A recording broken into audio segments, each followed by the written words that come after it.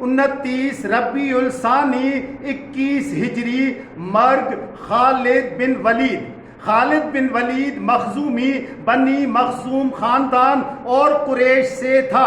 اس کی خاندان قریش قبیلے بڑی خاندانوں میں سے ایک تھی اور بنی ہاشم سے ہمیشہ رقابت کرتے تھے۔ اسلام لانے سے پہلے بدر، خندق اور احد میں مسلمانوں سے لڑا۔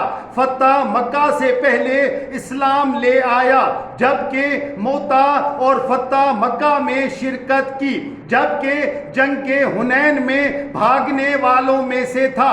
جناب رسول خدا صلی اللہ علیہ وآلہ وسلم کے صحابی مالک بن نویرہ سے بدسلوکی خالد بن ولید کا مشہور واقعہ ہے۔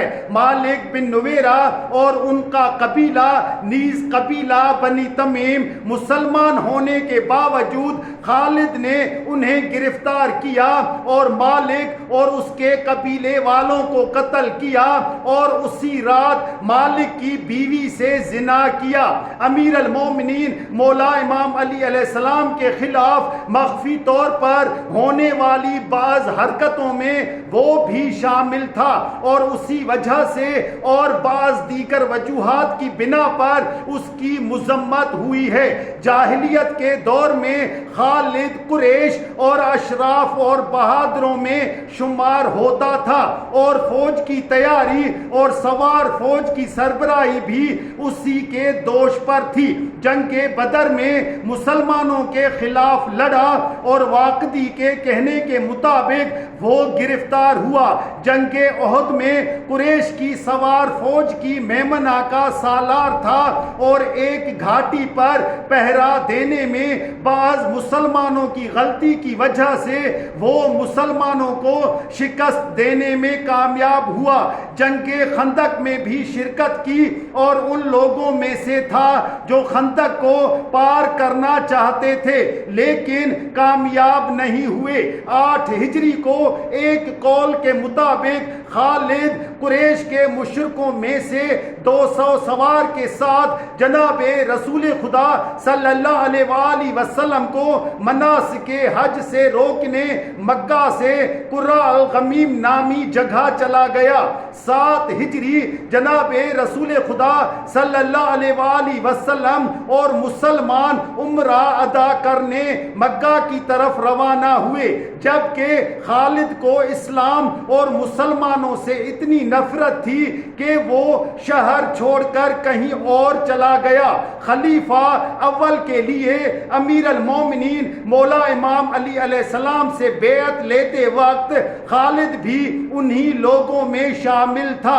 خالد امیر المومنین مولا امام علی علیہ السلام کے خلاف مخفیانہ ہونے والی تحریکوں میں شرکت تھا اور امیر المومنین مولا امام علی علیہ السلام کے قتل کی سازش کرنے والوں میں بھی شامل تھا اور اسی وجہ سے اور بعض دیگر موارد کی وجہ سے ان کی ملامت ہوئی ہے۔ دوسری خلیفہ کو خلافت کے آغاز میں خالد بن ولید خلیفہ کے حکم سے شام کی سپہ سالاری سے معزول ہوا اور اس کی جگہ ابو عبیدہ جرح منصوب ہوا۔ ابو عبیدہ کی جانب سے تحقیقات کے بعد ابو عبیدہ اسے برطرف کرنے کی خبر سنانے میں لی تو لال سے کام لے رہا تھا اور کنسرین واپس لوٹا۔ آخر کار دوسرے خلیفہ نے خود ہی خالد کو عزل کر کے انہیں مدینہ بلایا۔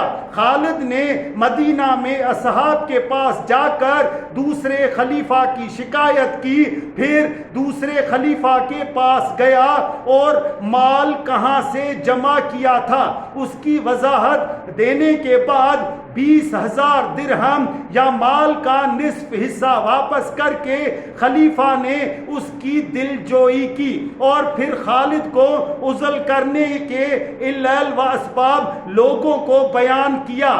ایک روایت میں آیا ہے کہ خالد برطرف ہونے کے بعد حفظ میں گوشہ نشین زندگی کی، 21 ہجری کو وہیں پر مر گیا اور شہر حفظ کے اطراف میں دفن ہوا۔ ان کی عمر 60 سال تھی۔